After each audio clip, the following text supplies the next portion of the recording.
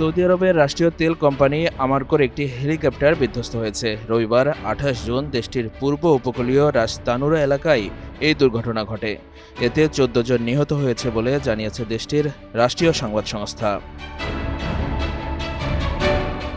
সংস্থাটির বরাদ্দে রয়টার্স জানায়, নিহতরা সবাই সৌদি নাগরিক। দুর্ঘটনার কারণ এখনও জানা যায়নি। আমারকো জানিয়েছে, দুর্ঘটনার প্রকৃত কারণ নির্ধারণে সংশ্লিষ্ট কর্তৃপক্ষের অংশগ্রহণে তদন্ত শুরু হয়েছে। প্রতিবেদন অনুযায়ী রাস তানুরা এলাকায় অবস্থিত গুরুত্বপূর্ণ তেল টার্মিনাল থেকে কয়েক মাসের বিরতির পর সম্প্রতি আবারও তেল লোডিং কার্যক্রম শুরু করে কর্তৃপক্ষ।